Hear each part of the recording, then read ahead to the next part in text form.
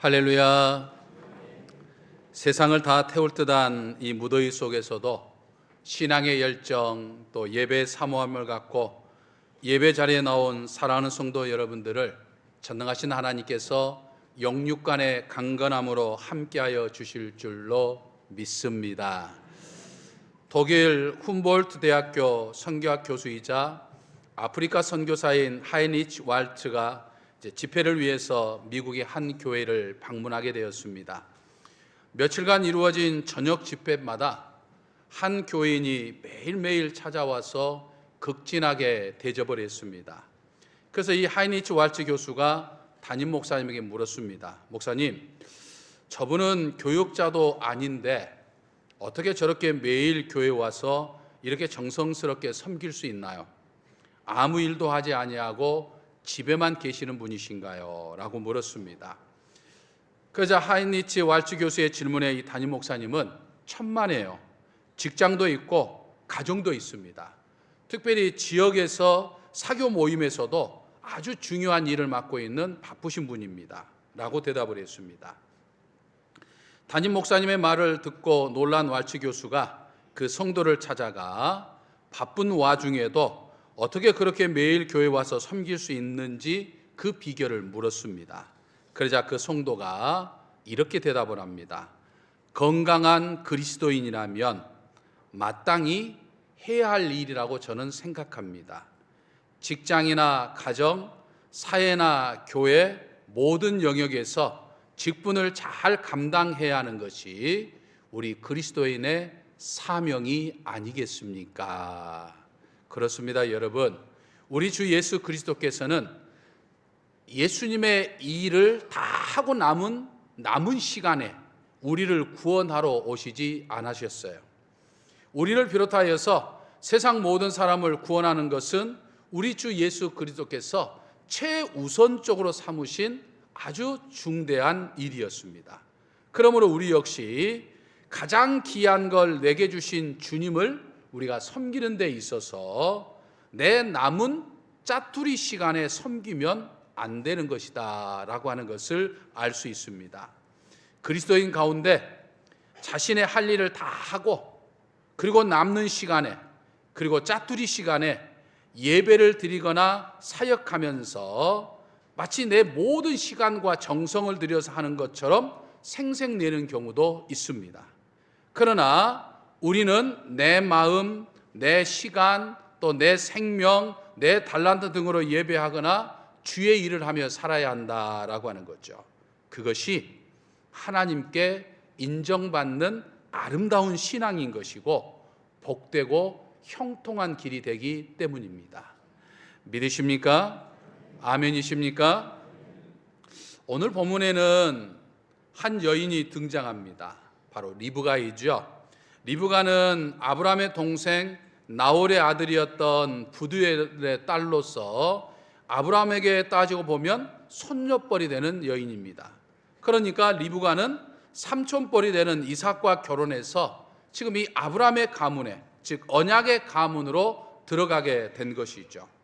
평범하게 그리고 일상적인 삶을 살다가 어느 날 갑자기 언약의 가문으로 들어가서 오늘 우리가 읽은 이 60절의 말씀처럼 천만인, 즉 이스라엘 민족의 어머니 그리고 에돔 족속의 어머니가 되는 놀라운 은총을 받게 된 것이죠.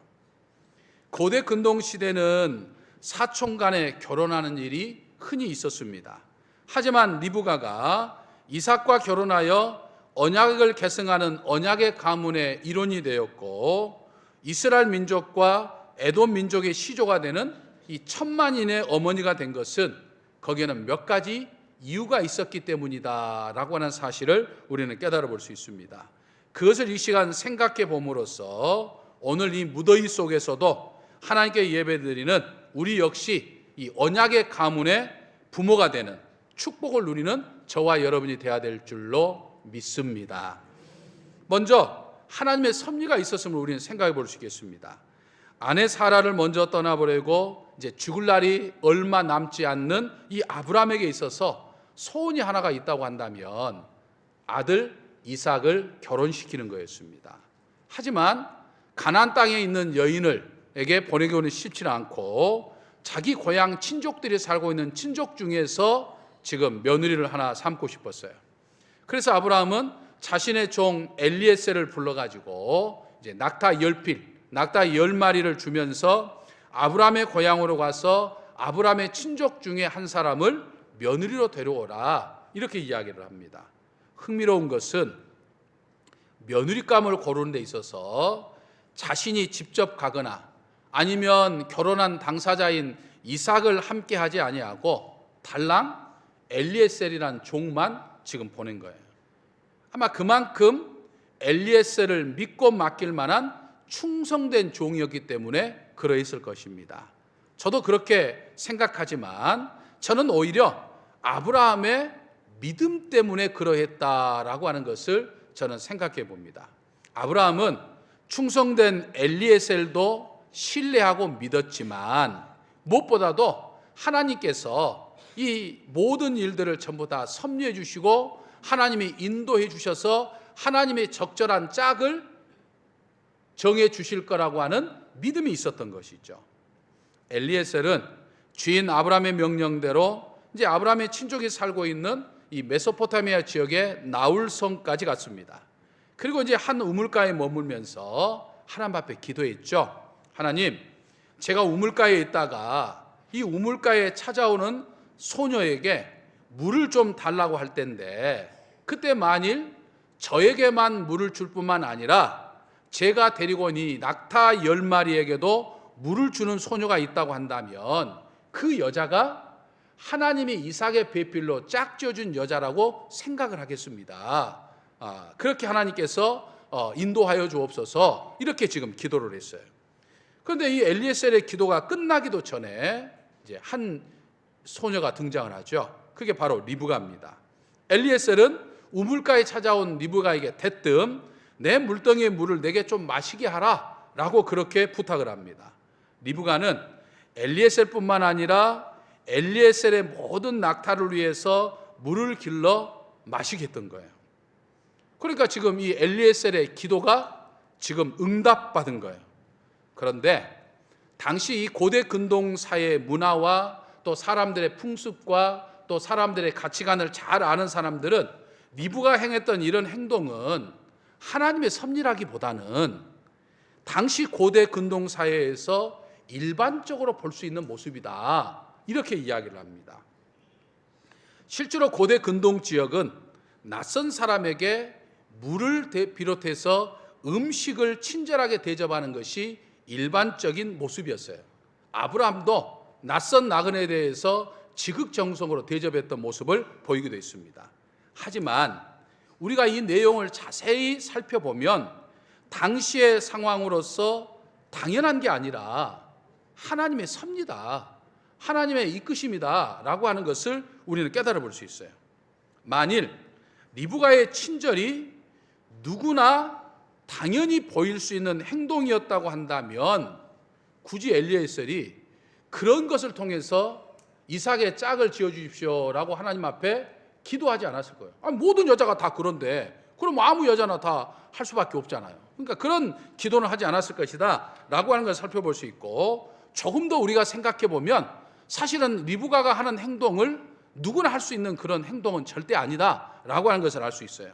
왜냐하면 지금 엘리에셀이 끌고 간 낙타가 몇 마리입니까? 10마리예요. 10필이에요. 근데 낙타가 마시는 보통 물의 양, 낙타가 이렇게 쉬면서 충분히 마실 수 있는 물의 양이 한 100리터 정도 된다고 그래요. 그러면 낙타 한 마리가 100리터니까 10마리면 몇 리터입니까? 계산을 빨리 하셔야 치매 안 걸립니다. 덥다고 계산 안 하시면 안 돼요. 한 마리가 100리터니까 10마리면 몇 리터를 필요하죠? 1000리터가 지금 필요해요. 1000리터가. 그럼 1000리터 하면 얼른 감이 안 오시죠? 우리가 일반적으로 보는 큰 드럼통 있잖아요. 그 드럼통 하나가 한 200리터 정도 된다고 그래요. 그러면 1000리터면 그 큰 드럼통에 몇 개가 필요하죠? 5개가 필요하죠. 더우니까 6개라고 이야기하시는 분도 있어요. 5개가 필요하죠. 근데 여러분, 엄청난 양이에요. 또 이 나홀성에 있는 우물은 우리나라에 있는 대부분의 우물과 달리 굉장히 깊습니다. 허리만 굽히면 물을 그릴 수 있는 그런 우물이 아니에요.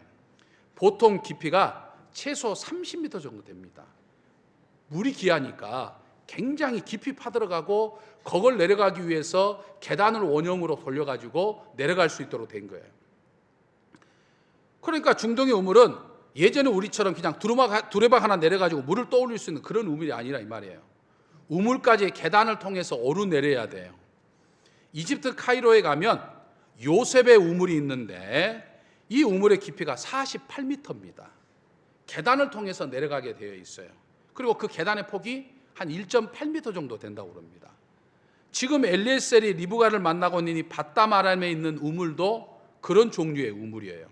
그런데 리브가가 생전 처음 보는 사람에게 친절을 베푼다고 하더라도 낙타 10필에게 물을 마시게 하기 위해서는 최소 30m의 깊이에 있는 우물을 그 계단, 나선형 계단을 타고 내려갔다 올라갔다 해야 돼요. 리브가가 물을 길렀던 물통의 크기가 어느 정도 될까요? 모르죠.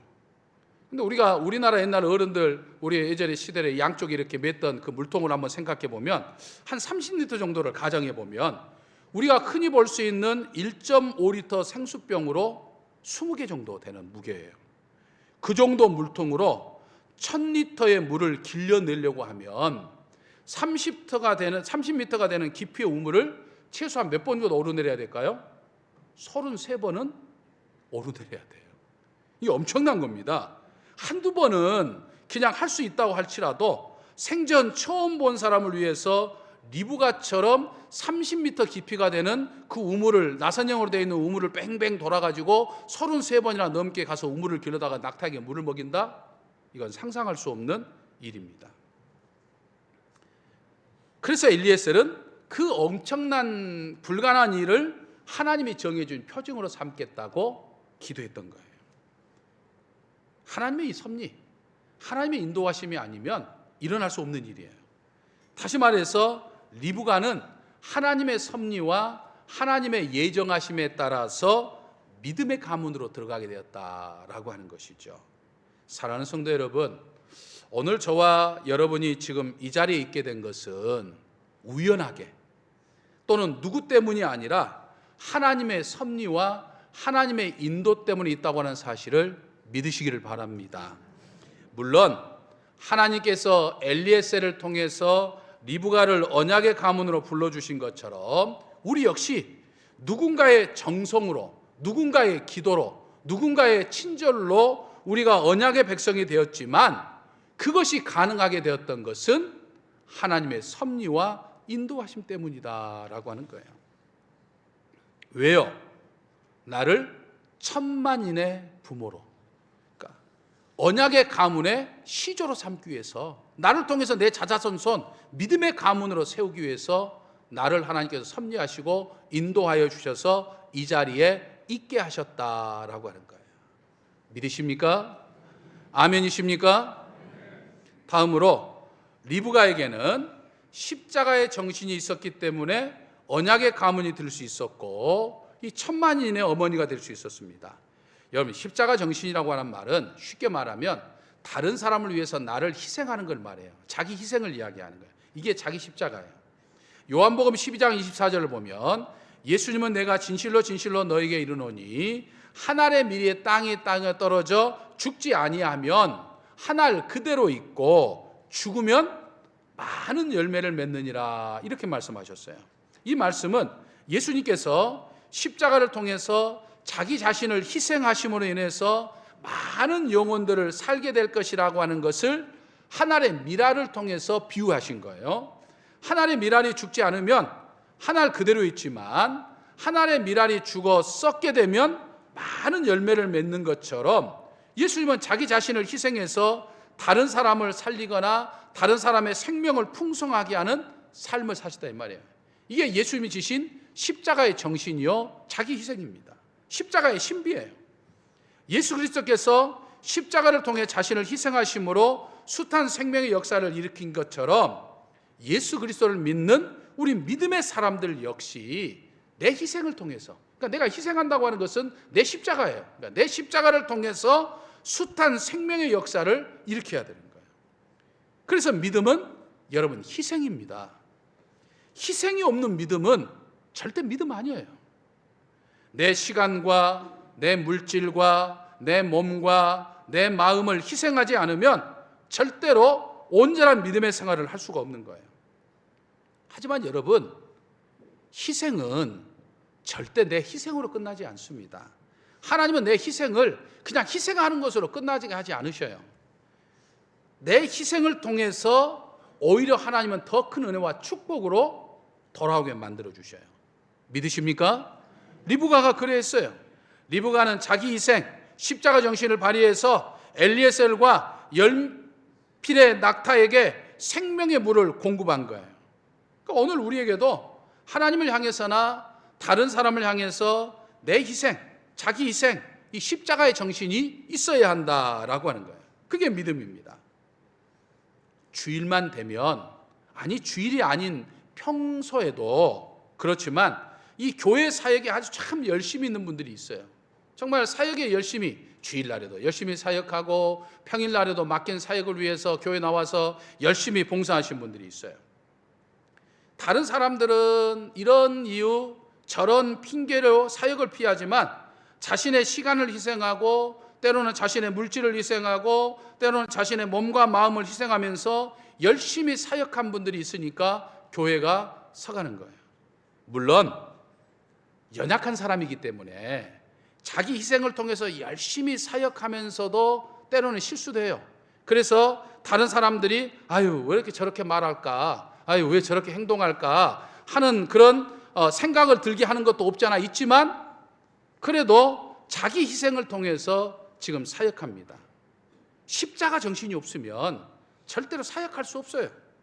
십자가 정신, 자기 희생은 어떤 사람들이 합니까?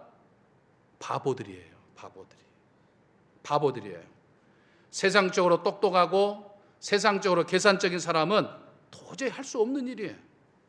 십자가에서 죽으신 예수님의 모습도 세상적으로 똑똑하고 계산적인 사람이 보았을 때는 참 바보 같은 모습이에요. 세상의 성공과 출세를 그냥 배설물로 여기면서 고난과 고통 그리고 순교에 뛰어든 바울 사도의 모습도 세상 사람이 봤을 때는 참 바보 같은 모습이에요. 이 무더운 날 조금만 몸을 움직여도 땀이 주르르 흐르는데 시원하게 에어컨 거기에 집에서 그냥 맛있는 거 먹고 쉬고 있거나 또는 피서를 가면 되는데 그러지 않고 교회에 모여서 오늘 예배 드리는 이 여러분들의 모습은 세상적으로 똑똑하고 계산적인 사람들이 봤을 때는 참 이해할 수 없는 바보들이에요.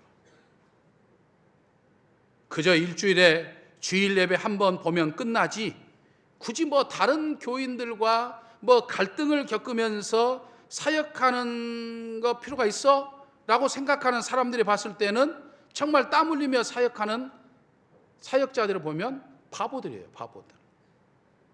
그런데 여러분, 그 바보 같은 사람들이 하나님의 사랑과 하나님의 은혜를 받고 천만인의 부모가 되는 언약의 가문의 시조가 되는 엄청난 은총을 누리게 되더라라고 하는 거예요. 저와 여러분이 그런 바보들이 돼야 될 줄로 믿습니다. 바보들 되자니까 아멘 안 하신 분들이 있어요. 바보 돼야 하나님의 축복 받습니다. 그러니까 정말 바보가 되어서 천만인의 부모, 언약의 가문의 시조가 되는 은총을 누리는 저와 여러분이 되시기를 주님의 이름으로 간절히 축원합니다. 마지막으로 리브가에게는 결단력이 있었어요. 기도의 응답으로 리브가를 만난 엘리에셀은 하나님께 영광을 돌린 후에 리브가의 집으로 갑니다. 그리고 리브가의 가족들에게 자신이 누구에게 보냄을 받았고 그리고 또 어떤 이유로 왔는지 또 하나님의 인도로 리브가를 만난 그 과정 이야기 모든 걸 다 했어요. 그러면서 리브가를 아브라함의 며느리로 달라라고 요청을 합니다. 근데 이 가족들은 낯선 사람이 와서 이야기를 했는데 그 이야기를 가만히 들어보니까 자기 친족인 아브라함이 보내서 오기도 했고 그 모든 과정이 야 이게 하나님께로부터 왔구나, 하나님의 섭리구나 라고 생각하고 승낙을 했어요. 그런데 문제는 엘리에셀이 바로 다음 날 리브가를 데리고 가겠다는 거예요. 그 말을 들은 가족들은 그래도 이제 리브가가 가족들과 10일 정도는 머물다가 가게 하는 것이 맞다고 생각하고 그렇게 하기를 원했습니다. 하지만 엘리에셀은 하루빨리라도 지금 하루하루도 빨리 오기를 기다리는 아브라함의 생각을 하니까 지체할 수가 없어요. 그래서 내일 바로 출발하겠다고 합니다. 그래서 가족들은 리브가에게 묻기로 하고 리브가에게 물어보니까 놀랍게도 리브가가 주저없이 가겠다고 대답합니다. 여러분, 이 리브가의 대답은요, 쉽지 않은 결단입니다. 아닌 밤중에 홍두깨라고 갑자기 친척 아브라함으로부터 사람이 와가지고 일륜지 대사인 혼인 이야기를 꺼냈습니다. 일의 전후좌우를 들어보니까 하나님의 뜻인지는 알겠어요. 그래서 순종하기로 했어요. 하지만 당장 내일 떠나자고 하니 결혼을 하려고 하면 여러 가지 준비할 것도 있을 것이고 필요한 것도 있을 것인데 또 지금 리브가가 떠나면 이제는 가족과 언제 다시 만날지 기약할 수 없는 길이에요. 지금 리브가의 고향에서 아브라함이 살고 있는 브엘세바까지 거리가 약 800km입니다. 800km 하기 별거 아니잖아요. 오늘날 지구 800km가 아니라 몇천 킬로미터라도 지구 쫙 반대쪽 제 아무리 먼 거리라도 우리는 마음만 먹으면 비행기 타고 하루나 이틀이면 다 갑니다. 별로 먼 거리가 아닌 것 같아요. 근데 여러분, 아브라함 시대 때는 이게 엄청나게 먼 거리예요. 무슨 차가 있는 것도 아니고 비행기가 있는 것도 아니고 오로지 걷거나 아니면 짐승을 타고 가야 하는 길이에요. 지금 리브가의 고향에서 브엘세바까지 가려고 하면 최소한 빨리 가도 40일은 걸리는 길이에요.